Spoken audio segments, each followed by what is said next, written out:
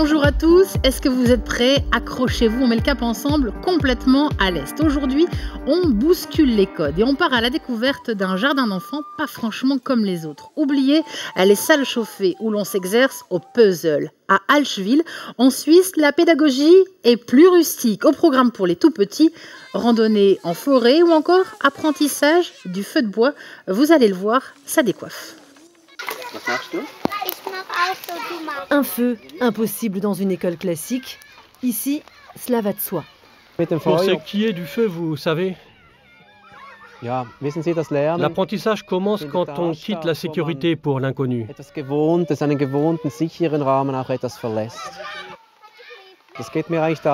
qui importe, c'est que les enfants fassent un maximum d'expériences directes, dont ils pourront se servir comme base dans leur vie future et sur lesquelles ils pourront construire.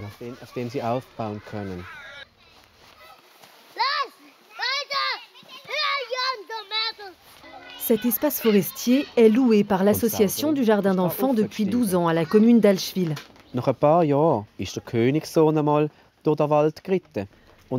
Les installations ont été réalisées par l'équipe pédagogique, mais aussi par les parents.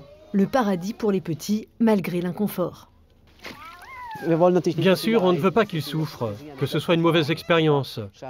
Alors on travaille avec les parents. On s'assure qu'ils aient des vêtements adaptés. C'est quand même important. Alors pour ces matinées d'éveil à la nature, les parents déboursent environ 650 francs suisses par mois, soit un peu plus de 500 €. Un tarif plutôt classique pour la Suisse, mais les parents ont une autre ambition.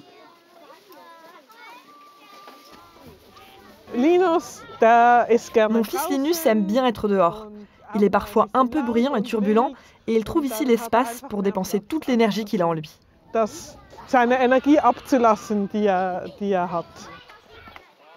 ne veut pas demander des montants trop élevés pour que les parents au budget plus réduit puissent aussi faire venir leurs enfants, mais on veut qu'ils soient volontaires et fassent preuve d'engagement.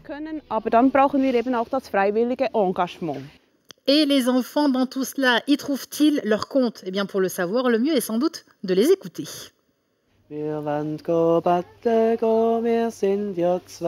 Ici, les petits ont un grand espace de liberté, mais ne sont pas pour autant livrés à eux-mêmes. Ils partagent ensemble des activités communes. Ici, on peut bien grimper et jouer. Et je trouve ça vraiment génial. J'ai beaucoup plus de jouets et de choses à faire ici. À la maison, j'ai que mes pirates. Une initiative encore atypique, ce jardin d'enfants en forêt est le seul de l'ère bâloise. Une manière différente de faire grandir les petits, une idée originale comme notre région en regorge. À voir et à revoir 24 h sur 24 sur Facebook et à très bientôt, complètement à l'Est.